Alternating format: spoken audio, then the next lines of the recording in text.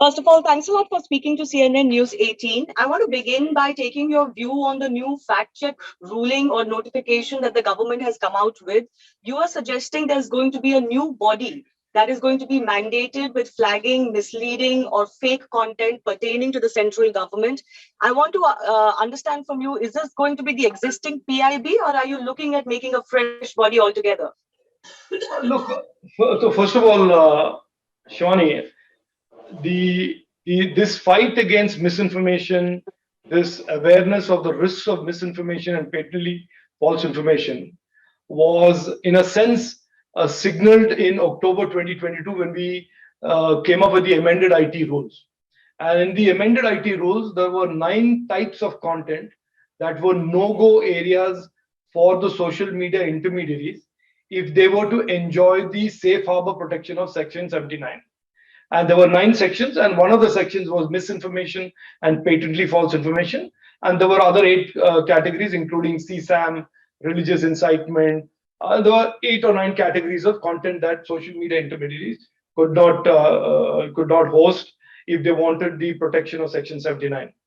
And it was clear that in matters of government, that given the government had all the information in its command, that there was a requirement by these intermediaries that they have expressed that they needed an independent fact checker from the government, because you cannot have an independent fact checker outside the government because they will not have the data of the government, to create a credible fact checking agency within the government that can then flag what is wrong, patently false, or misinformation. And so, therefore, we have notified that we will create such an organization. Now, whether it is going to be the PIB or it is going to be some new body, that is something that we will discuss and talk through and create. But what we are certainly interested in is to create a body that will be trusted by the social media intermediaries, that will operate in a manner that is transparent and credible. So we certainly don't want this to be anything like that panders to this narrative that our fight against misinformation is some attempt to free speech, which it is not. This is a clear and targeted set of measures that we have started taking last year to address the risks and dangers of misinformation and patently false information from beyond the borders, state actors, from within the borders, vested interests that challenge our objective of creating a safe and trusted internet. Regardless of what you say, there are already attacks coming in that these are arbitrary and very, overpowering powers to the government, especially after a creation of such a body. And ultimately, it will have quote unquote a chilling effect. Would you like to address those issues that are already No, being raised? no, those are, sorry to say that, but they are in a sense a lazy, uninformed response to what is very carefully designed approach to address the risks of misinformation without compromising the Article 19 rights to free speech. As a matter of fact, these rules, the IT rules, explicitly prescribe that no platform can ever violate any fundamental right of the citizens of India in explicit language, including Article 14, 19, and 21 of the Constitution. This is the first time that a government has put in its rules that the fundamental rights of any citizens cannot be violated by any social media platform, regardless of whether the social media platform is a foreign platform or an Indian platform. So we have actually taken care to say the fundamental rights will never be violated. Uh, you are also saying that it will not be mandatory for platforms to take off the content that has been deemed misleading, fake, etc. by this government body. But if they choose to keep that content online, then they will have to face the law of the land. Am I correct? Yeah, so this I need to explain this, Shivani, because I think it is a nuance that needs to be understood. The IT rules basically and the IT Act protects social media intermediaries from any legal case. They have an immunity from a legal case. So if you are disadvantaged or you are aggrieved by a content on the social media platform, you certainly cannot today file a case against the social media platform because they are protected by the IT Act Section 79. This IT rules basically says the following. If you want that protection and you don't want to be challenged by an aggrieved party, then you must exercise some due diligence under Rule 3. But if you choose not to exercise the due diligence and that choice is yours, then certainly what happens is that the aggrieved party should have the right of natural justice against the intermediary that is carrying that fake information or misinformation, as the case may be. So that is all. There is no chilling effect. There is nothing that the government is doing that mandates them to respond to a fact-checking unit. All it says is if you choose to continue to propagate a falsehood, if you choose to continue to propagate CSAM, if you choose to continue to propagate religious incitement content, if you choose to do that, it is your choice. But then the laws of the land will kick in, and the right of natural justice to those that are aggrieved by that content will lie in a court of law. So this is very clear and it is extremely fair and it is absolutely welcomed by all intermediaries and indeed all stakeholders that are relevant on the internet, excepting of course for some opposition members who would rather have section 66A and the emergency as their way of declaring their love for fundamental rights of Indian citizens. But I do want one clarification, sir. This is for news pertaining to the central government. So what do you mean by other aggrieved parties? This is for one only referring to social So media platforms, or is it for the therefore, press too? no, look, today if a press journalist misreports, there are other aspects in law. They don't have to come to the IT Act for that. If you write something that is derogatory, false, misinformation about anybody in government or outside government, there are laws of the land that will be available for citizens to prosecute you or to approach you to get justice. But in terms of social media intermediaries, they are a peculiar class of intermediaries that have been given a blanket immunity under the IT Act. And we are only saying that when they choose to continue to carry information that aggrieve somebody, either a government or somebody in the private sector in the future, that the intermediary cannot say, look, I'm immune from prosecution, I'm immune from any legal cases because of Section 79. So all we are saying is this is reciprocity. If you want the immunity from this thing, you have to show due diligence.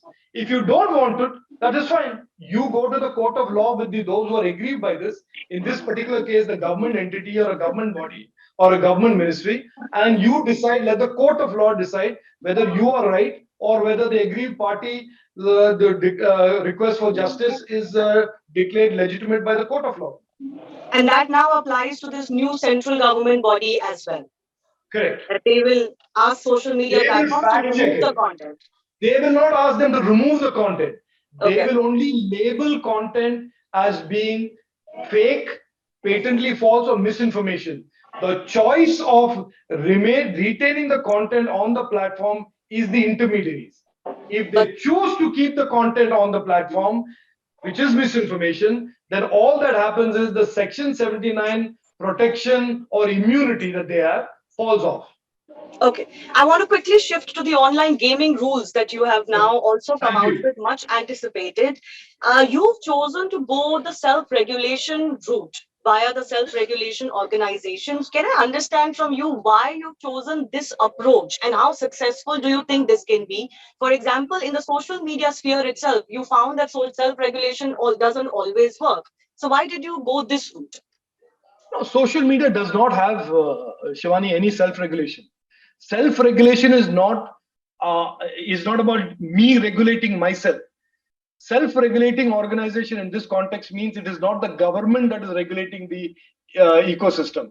And why that is very important is online gaming, like many parts of the digital economy, are driven by innovation, driven by young innovators, and we certainly don't want government to be regulating innovation, government to be regulating what young Indians do across the length and breadth of this country. So therefore, we have said we are open to, and we said this in the context of social media as well, but they did not respond to that invitation of the government.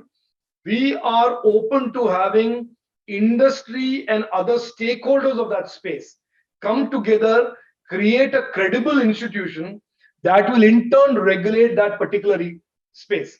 So in the online gaming example, the rules now today have sharply, clearly defined what are no-go areas for gaming. So we have said where wagering and betting is involved, they will not be permissible in the Indian internet. And so what is permissible will be determined by, and as a consequence, what is impermissible will be determined by these SROs. And the SROs will not be only industry, it will have students, educators, it will have child interest protectors, it will have gamers. So it will have a broad-based representation of people. We have designed the SRO and the rules to be an organization that will have the create capacity and capability to be able to take decisions about what is permissible and what is not permissible in terms of online gaming. Now, a lot of these real money games, which you have allowed and have put into the domain of the SROs, they have been opposed because of their addiction tendencies, and also, of course, the fact that people do put in money and there is other concerns involved. So, how will these SROs decide whether some is harmful or not? Isn't that very vague?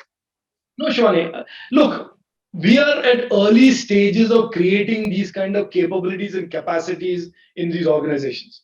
So we are creating, designing these organizations, and we are making sure that the representation within these organizations is broad-based enough that it includes educators, it includes child psychologists, it includes people who are outside the industry to look at issues of addiction. So we have made sure that there will be a terms of reference to the SRO that make it very clear that the conditions that will involve failing a game or will involve a game failing to pass the test will be if there is wagering and betting, if it causes harm to a child in any way, including addiction, and it involves harm to any gamer. So we are basically very clear, if you fail these tests of wagering or user harm or child addiction and child harm, then that game will not be a permissible game. The game cannot be certified as permissible by the SRO, which is to say that a small slice of the online gaming industry is going to be prohibited in India, but the large expanse of games, including real money games that don't involve wagering, is open now for innovation, for investments, for growth and expansion. I want to ask you, will these rules now cover entire India, or will states still be able to come up with their own legislation? Yeah, no, surely I think it makes it not necessary for the states because different states are trying to regulate betting and Yes. gambling, including the online. And all states know you cannot regulate online in a state because if you even Yeah. outlaw online gambling in Tamil Nadu, it is very possible that in Kerala somebody hosts a website and there's nothing to prevent somebody in Tamil Nadu from accessing their website. So Hmm. therefore, anything online, anything internet has to be regulated by the government of India, and that the powers for that are given by the IT Act. So therefore, this kind of clarity, this kind of a framework, these IT rules make it not necessary for states to worry about their citizens falling prey to these kind of platforms because those platforms are never going to be permitted now to be on the Indian internet as a consequence of these rules. Well, we'll of course see how these SROs evolve, and what kind Yes. of gaming they Please do deem that. addictive, Yeah, no, no, harmful. I certainly today when I met the industry said that Hmm. it should be our joint mission to as government and the industry and the other stakeholders to make these SROs really world class, really have capability, capacity, and to have build the credibility that Hmm. these institutions can really decide what is wrong and decide what is right in a manner that is fair, transparent, and consistent. I have final two questions. When will a central law in this regard come? Something that has been mentioned by the minister himself. Look, I don't know if there is a need for a central law on online gaming. Hmm.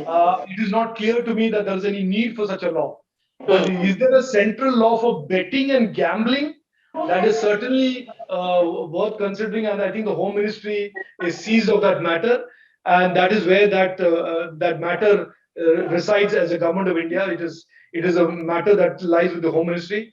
and I'm sure they will take a view on whether there needs to be an omnibus law for India on matters of gambling and betting. On the issue of gambling and betting, my final question, sir, that in many countries it is allowed. It is a very prosperous business as well. Why is it, what is the Indian government's view that this is not to be allowed in India still? That there is no rethink on betting and gambling per se? Look, we are a democracy and we respond to, India is a democracy and we respond to what citizens of our state and our citizens of our country want. It is certainly a strong case that in India, most people think of betting and gambling as a social evil, that they consider it as a harm. They certainly don't want it. And that is how the government will respond, because it is not about me having a view, Shivani, or you having a view about the merits or demerits of betting and gambling. It is certainly this government, more than any other government, is very responsive to what our people want and what the people think is appropriate and good and bad. So currently, I think there is a very, very significant consensus in India that online betting, online gambling, online wagering represents evil, user harm, social evil, and therefore we have responded the way we have responded. All right. Rajiv Chandrasekhar, thanks a lot for giving us your time and explaining both of these issues. Thank you.